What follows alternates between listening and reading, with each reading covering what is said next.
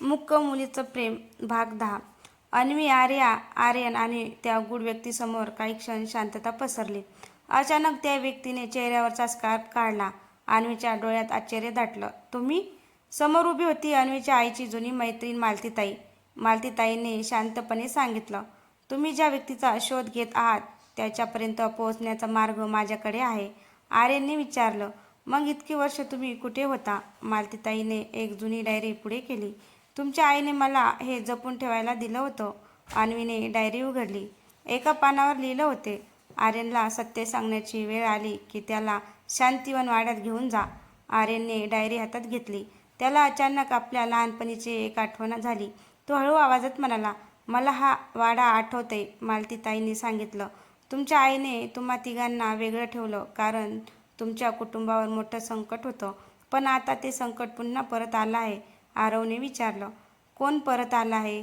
मालतीताईंनी उत्तर दिलं, ज्याने तुमच्या आईला तिच्या शेवटच्या दिवसात धमकावलं होतं. तेवढ्यात अन्वीच्या मोबाईलवर एक मेसेज आला, तुम्ही सत्याच्या खूप जवळ आला आहात. आता पुढचं पाऊल विचार करून टाका. मेसेजसोबत शांतिवन वाड्याचा फोटो होता. अन्वीने आरवकडे पाहिलं. आरव म्हणाला, आपण पुन्हा त्या वाड्यात जाणार. पण मालतीताईंनी त्यांना थांबवलं. यावेळी तुम्ही एकटे जाऊ नका, कारण तिथे तुमच्यासाठी एक मोठं सत्य वाट पाहत आहे. अन्वी, आरव, आर्य आणि आर्यन पुन्हा शांतिवन वाड्याकडे निघाले. मालतीताईने त्यांच्यासोबत होत्या.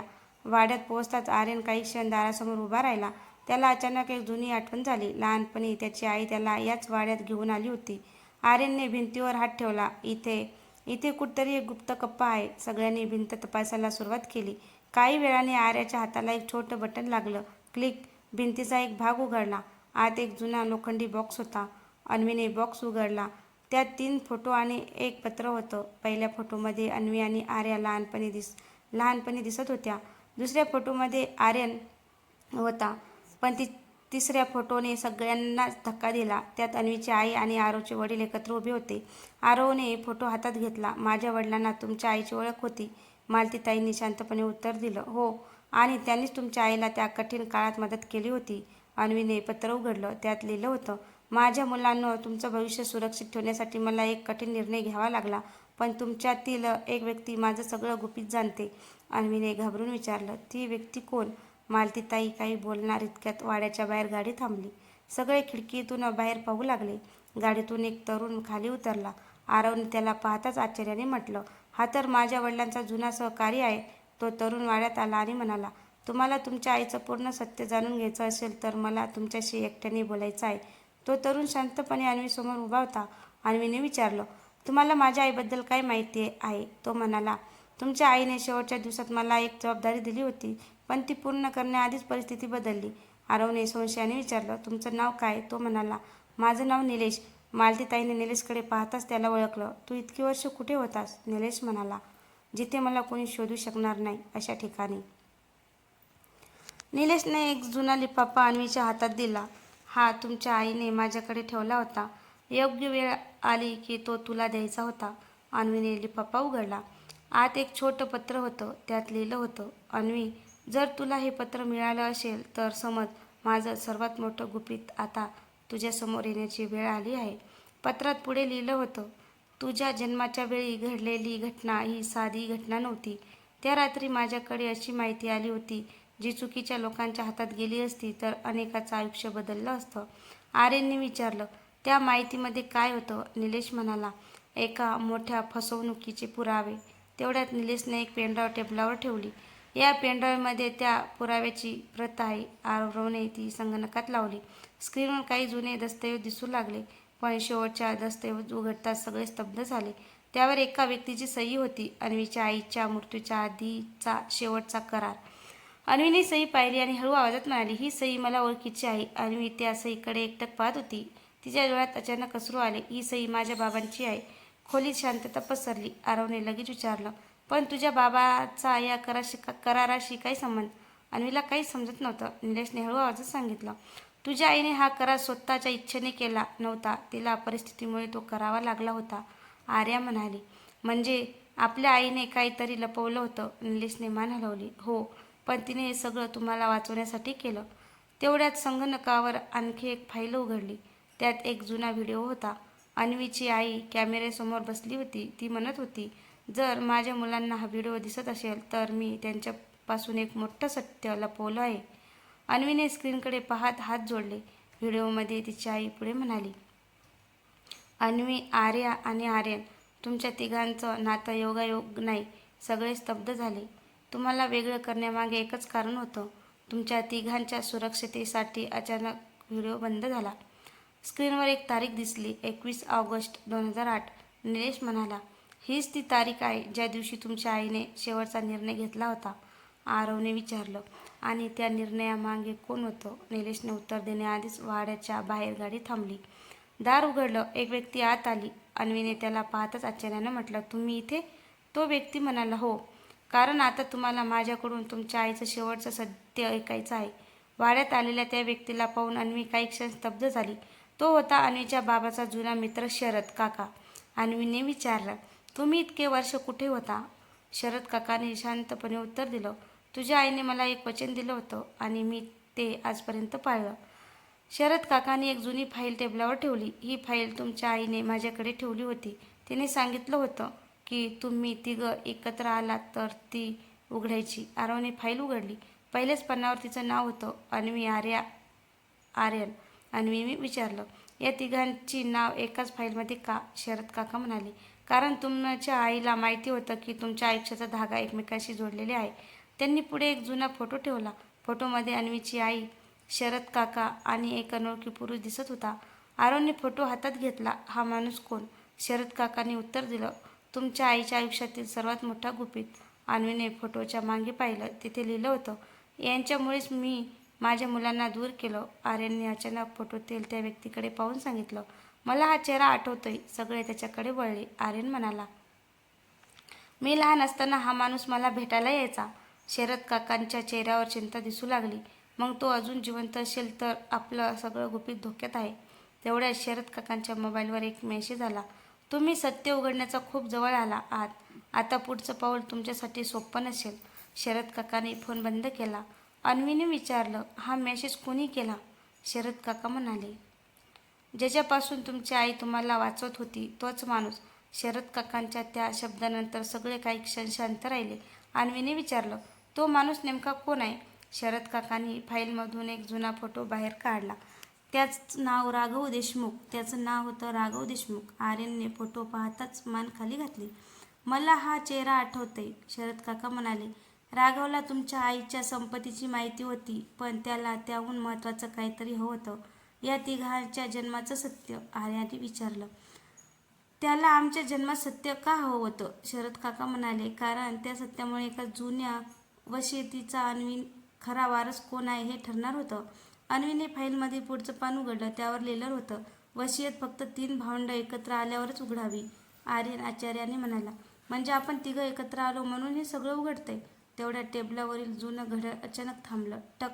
शरद काकांनी घड्याळ हातात घेतलं. त्याच्या मागे एक छोटासा कप्पा होता. कप्प्यात एक जुनी चावी आणि एक चिठ्ठी होती. अन्वीने चिठ्ठी वाचली. ही चावी त्या घराची आहे जिथे तुमच्या आईने शेवटचं सत्य लपवलं होतं. खाली पत्ता दिला होता, देवगडचा जुना वाडा. आरव म्हणाला, आपल्याला उद्याच तिथे जावं लागेल. रात्र झाली. सगळे झोपण्याची तयारी करत होते. तेवढ्यात अन्वीच्या मोबाईलवर एक नवीन मेसेज आला, देवगडच्या वाड्यात जाण्याआधी एकदा आर्यनला विचारा, त्याला त्याच्या बालपणीची नेमकी कोणती गोष्ट आठवते. अन्वीने आर्यनकडे पाहिलं. आर्यन काही क्षण शांत राहिला. मग त्याने हळू आवाजात सांगितलं, मला एक गोष्ट आठवते. त्या वाड्यात मी शेवटचं माझ्या आईला पाहिलं होतं. सगळे स्तब्ध झाले. आर्यनच्या त्या शब्दांनी अन्वी आणि आर्या दोघीही शांत झाल्या. आर्यन म्हणाला, मला पूर्ण आठवत नाही, पण आईने मला एक छोटी पेटी दिली होती. तिने सांगितलं होतं, मोठा झाल्यावर ही पेटी उघड. अन्वीने विचारलं, ती पेटी कुठे आहे? आर्यनने उत्तर दिलं, मला वाटतं ती देवगडच्या वाड्यातच आहे. दुसऱ्या दिवशी सगळे देवगडच्या जुन्या वाड्यात पोहोचले. दार उघडताच आर्यनच्या चेहऱ्यावर जुन्या आठवणी उमटल्या. तो थेट एका खोलीत गेला. एका जुन्या कपाटामागे त्याला लाकडी पेटी सापडली. हीच ती पेटी. आर्यनने पेटी उघडली. आत एक छोटं लॉकेट, काही जुनी पत्र आणि एक फोटो होता. फोटोमध्ये अन्वीची आई 3 लहान मुलांसोबत उभी होती. पण फोटोच्या मागे लिहिलं होतं, ही मुलं माझी जबाबदारी आहे, माझी संपत्ती नाही. अन्वीच्या डोळ्यात पाणी आलं. आर्याने एक पत्र उघडलं. त्यात लिहिलं होतं, माझ्या मुलांनो, तुम्हाला कधी वाटलं की मी तुम्हाला सोडलं तर त्या विचारावर विश्वास ठेवू नका. मी तुम्हाला दूर केलं कारण तुमचं आयुष्य सुरक्षित राहावं म्हणून. आर्यनने पत्र छातीशी धरलं. आईने आपल्याला कधीच सोडलं नव्हतं. अचानक वाड्याच्या बाहेर गाडी थांबली. शरद काकाने खिडकीतून पाहिलं. राघव इथे आला आहे. अथर्वने लगेच सगळ्यांना आतच राहण्यास सांगितलं. पण राघव दारात येऊन थांबला. तो म्हणाला, तुम्हाला वाटतं तुम्ही सत्य शोधलाय, पण तुम्हाला अजून सर्वात मोठी गोष्ट माहिती नाही. अन्वीने विचारलं, काय? राघवने एक कागद पुढे केला. तुमच्या आईची खरी वसियत अजून माझ्याकडे आहे. सगळे स्तब्ध झाले. राघवच्या हातातली वसियत पाहून अन्वी काही क्षण शांत राहिली. आरवने विचारलं, तुझ्याकडे वसियत कशी आली? राघव म्हणाला, तुमच्या आईने ती माझ्याकडे स्वतः ठेवली होती, पण तिच्यात एक अट होती. अन्वीने विचारलं, कुठली अट? राघवने वसियत उघडली. त्यात लिहिलं होतं, माझी संपत्ती माझ्या मुलांना तेव्हाच मिळेल जेव्हा ते भूतकाळातील सत्य स्वीकारून एकत्र उभे राहतील. आर्याने आश्चर्याने विचारलं, म्हणजे आईला माहिती होतं की आपण एक दिवस पुन्हा भेटू? राघवने मान हलवली. हो, तिला पूर्ण विश्वास होता की तुम्ही तिघं एकमेकांना शोधाल. आर्यनने विचारलं, मग तुम्ही आम्हाला इतकी वर्ष का शोधत होता? राघव म्हणाला, कारण मला त्या वसियतीची शेवटची अट पूर्ण करायची होती. राघवने वसियतचे शेवटचं पान उघडलं. त्यावर लिहिलं होतं, माझ्या मुलांना ही संपत्ती मिळण्याआधी त्यांनी एका व्यक्तीला शोधावं. खाली त्या व्यक्तीचं नाव होतं, निलेश. अन्वी दचकली. निलेश? पण तो तर आपल्याला आधीच भेटला आहे. राघवच्या चेहऱ्यावर गंभीर भाव आले. तुम्हाला भेटलेला निलेश खरा निलेश नाही. सगळे स्तब्ध झाले. आरवने विचारले, मग तो कोण आहे? राघवने उत्तर दिलं, तो तुमच्या आईच्या जुन्या वकिलाचा मुलगा आहे आणि त्याच्याकडे खरी वसियत कुठे आहे याचा पुरावा आहे. तेवढ्यात अन्वीच्या मोबाईलवर फोन आला. समोरून निलेशचा आवाज आला, अन्वी, राघववर विश्वास ठेवू नकोस, तो तुम्हाला चुकीच्या दिशेने घेऊन जात आहे. कॉल कट झाला. अन्वीने आरवकडे पाहिली. आता प्रश्न एकच होता, राघव खरं बोलत होता की निलेश? अन्वीच्या हातात फोन होता आणि तिच्या मनात एकच प्रश्न होता, राघववर विश्वास ठेवायचा की निलेशवर? आरव म्हणाला, आपण कोणाच्याही शब्दावर लगेच विश्वास ठेवणार नाही. आधी पुरावा शोधूया. राघवने वसियत पुन्हा त्यांच्यासमोर ठेवली. या वसियतीची सत्यता तपासायची असेल तर देवगडच्या जुन्या न्यायालयात जा. तिथे तुमच्या आईच्या वकिलाने एक नोंद ठेवली आहे. अथर्वने विचारलं, तुम्ही आमच्यासोबत येणार? राघव म्हणाला, नाही, आता हा निर्णय तुम्हालाच घ्यायचा आहे. दुसऱ्या दिवशी अन्वी, आरव, आर्या आणि आर्यन जुन्या न्यायालयात पोहोचले. रेकॉर्ड रूममध्ये अनेक जुन्या फाईल्स होत्या. आर्यनला एका कपाटात एक फाईल सापडली. फाईलवर लिहिलं होतं, वसियत, अंतिम नोंद. फाईल उघडताच त्यांना एक प्रमाणित कागद मिळाला. त्यावर स्पष्ट लिहिलं होतं की राघवकडे असलेली वसियत खरी होती. अन्वीने सुटकेचा श्वास घेतला. पण पुढच्या पानावर एक धक्कादायक नोंद होती. मूळ वसियत एका सुरक्षित ठिकाणी ठेवण्यात आली होती आणि त्या ठिकाणचं नाव होतं अन्वीचं जुनं घर. अन्वी काही क्षण शांत राहिली. माझ्या जुन्या घरात? आर्यन म्हणाला, मग आपण तिथेच जाऊया. सगळे जुन्या घराकडे निघाले. घर उघडताच अन्वीला तिच्या आईची जुनी खोली दिसली. तिने कपाट उघडलं. आत एक छोटा लाकडी बॉक्स होता. बॉक्सवर लिहिलं होतं, फक्त अन्वीने उघडावे. अन्वीने बॉक्स उघडला. आत एक पत्र होतं. तिने पत्र वाचायला सुरुवात केली. अन्वी, जर तू हे पत्र वाचत असेल तर समज की माझ्या आयुष्यातील सर्वात मोठं सत्य तुला सांगण्याची वेळ आली आहे. पुढचं पान उघडताच तिचे हात थरथरले, कारण त्या पानावर लिहिलं होतं, तुझ्या वडिलांच्या मृत्यूचं खरं कारण माझ्या एका निर्णयामुळे घडलं. अन्वीच्या डोळ्यात अश्रू आले. आईने असा कोणता निर्णय घेतला होता? अन्वीने आईचं पत्र पुन्हा हातात घेतलं. पत्रात पुढे लिहिलं होतं, माझ्या एका निर्णयामुळे तुझ्या बाबांना मोठ्या अडचणीत यावं लागलं, पण माझा हेतू त्यांना दुखवण्याचा नव्हता. मी फक्त माझ्या मुलांना वाचवू इच्छित होते. अन्वीच्या डोळ्यात अश्रू आली. आरवने तिच्या खांद्यावर हात ठेवला. अन्वी, आपण हे सत्य एकत्र शोधू. पत्राच्या पुढच्या पानावर एका जुन्या घराचा पत्ता लिहिला होता. खाली एकच वाक्य होतं, तिथे तुला तुझ्या बाबांची शेवटची डायरी मिळेल. आर्यनने लगेच विचारलं, हे घर कुठे आहे? आर्याने पत्ताला पाहिला. देवगडच्या बाहेरच्या जुन्या गावात. सगळे त्या घरात पोहोचले. घर बरंच जुनं होतं. अन्वीने आत प्रवेश करताच एका भिंतीवर तिच्या बाबांचा फोटो पाहिला. फोटो खाली एक लहान कप्पा होता. आरवने तो उघडला. आत एक डायरी होती. अन्वीने डायरी उघडली. पहिल्याच पानावर लिहिलं होतं, माझ्या मुलांसाठी. डायरी तिच्या बाबांनी लिहिलेलं होतं, माझ्या कुटुंबावर संकट आणणाऱ्या व्यक्तीला मी ओळखलं आहे, पण त्याच्या विरुद्ध पुरावा मिळेपर्यंत मी त्याचं नाव उघड करू शकत नाही. पुढच्या पानावर काही कागदपत्रे चिकटवलेली होती. त्यावर एकच नाव वारंवार दिसत होतं, विराज देशमुख. अन्वीला धक्का बसला. म्हणजे विराजच सगळ्या मागे आहे. तेवढ्यात आर्यनने डायरीचे शेवटचं पान उघडलं. तिथे लिहिलं होतं, विराजवर संशय आहे, पण तो एकटा नाही. त्याच्या मागे आणखी एक व्यक्ती आहे आणि ती व्यक्ती आपल्या अगदी जवळची आहे. सगळे एकमेकाकडे पाहू लागले. अचानक घराच्या बाहेरून आवाज आला. तुम्ही डायरी शोधलीत, पण शेवटचं पान वाचायला नको होतं. सगळे दाराकडे वळले. दारात निलेश उभा होता. त्याच्या हातात एक जुनी फाईल होती. दारात निलेश उभा होता. अन्वीने आश्चर्याने विचारलं, तू इथे कसा आलात? निलेशने हातातील फाईल टेबलावर ठेवली. कारण या डायरीत जे लिहिलेलं आहे त्याचा दुसरा भाग माझ्याकडे आहे. आरवने फाईल उघडली. आत काही जुनी फोटो आणि कागदपत्र होती. निलेश म्हणाला, तुमच्या बाबांना विराजवर संशय होता, पण त्यांना खात्री होती की विराजच्या मागे दुसरंच कोणीतरी आहे. अन्वीनं विचारलं, तो कोण? निलेशने एक फोटो पुढे केला. फोटो पाहताच अन्वी स्तब्ध झाली. कारण त्या फोटोमध्ये तिची आई आणि शरद काका एका बैठकीत दिसत होते. आर्याने आश्चर्याने विचारलं, मग शरद काकांनाही हे सगळं माहीत होतं? निलेश म्हणाला, हो, पण त्यांनी काही गोष्टी तुमच्यापासून लपवल्या. आरवने लगेच शरद काकांना फोन केला. फोन बंद होता. तेवढ्यात निलेशने एक पत्र बाहेर काढलं. हे तुमच्या आईने माझ्या वडिलांना दिलं होतं. अन्वीने पत्र उघडलं. त्यात लिहिलं होतं, जर शरदवर कधी संशय आला तर त्याच्यावर लगेच विश्वास ठेवू नका, कारण त्याला माझ्या निर्णयाबद्दल सर्वात जास्त माहिती आहे. अन्वीच्या चेहऱ्यावर चिंता दिसू लागली. अचानक आर्यनने खिडकीबाहेर पाहिलं. कोणीतरी बाहेर आहे. सगळे खिडकीजवळ गेले. बाहेर एक व्यक्ती गाडीत बसून त्यांच्याकडे पाहत होती. गाडी लगेच निघून गेली. निलेशने नंबर पाहण्याचा प्रयत्न केला, पण गाडी दूर निघून गेली होती.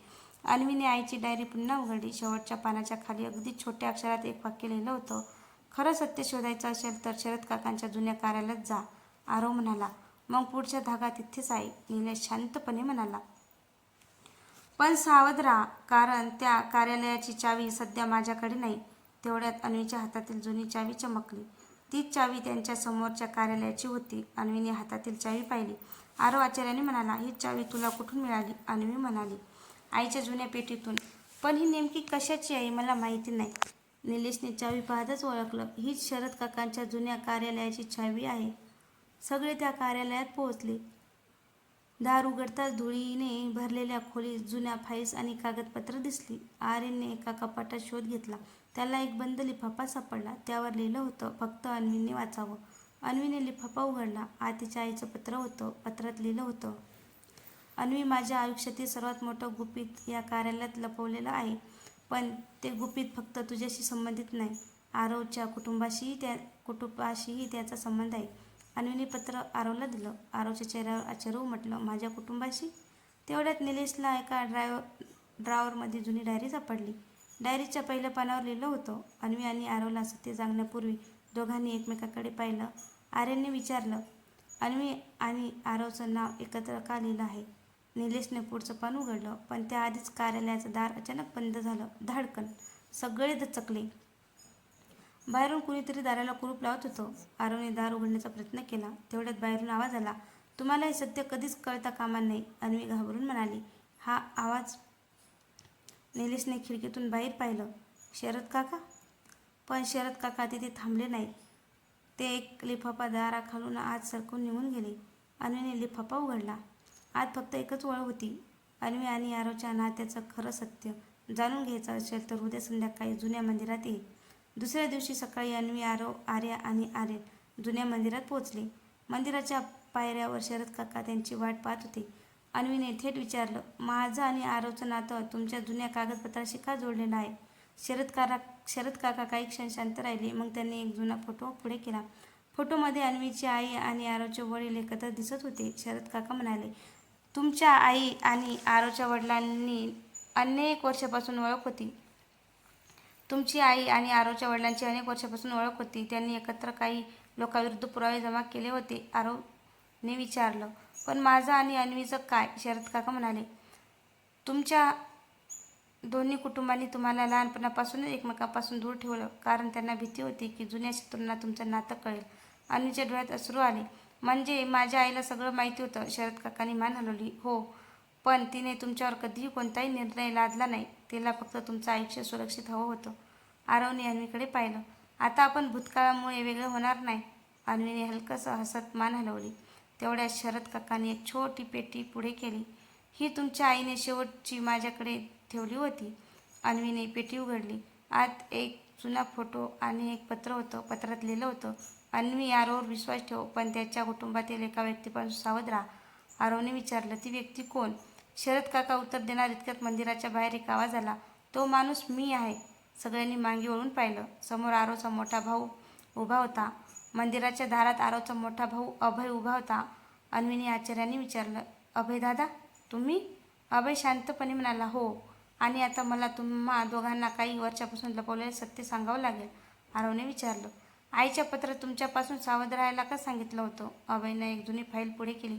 कारण माझ्याकडे तुमच्या वडिलांनी जपून ठेवलेले पुरावे आहेत, पण हे पुरावे चुकीच्या लोकांच्या हातात जाऊ नयेत म्हणून मी ते लपवले. अन्वीने फाईल उघडली. त्यात अनेक जुने कागद होते. अभय पुढे म्हणाला, तुमच्या आईला आणि माझ्या वडिलांना एका मोठ्या फसवणुकीचा पुरावा मिळाला होता. त्या पुराव्यामुळे काही प्रभावशाली लोक अडचणीत येणार होते. आरवने विचारलं, मग आपल्याला वेगळं का ठेवलं? अभय म्हणाला, कारण त्या लोकांच्या तुमच्या कुटुंबाबद्दल माहिती मिळाली होती. अन्वीने फाईलमधील एक फोटो पाहिला. फोटोमध्ये तिची आई, आरवचे वडील, शरद काका आणि आणखी एक व्यक्ती होती.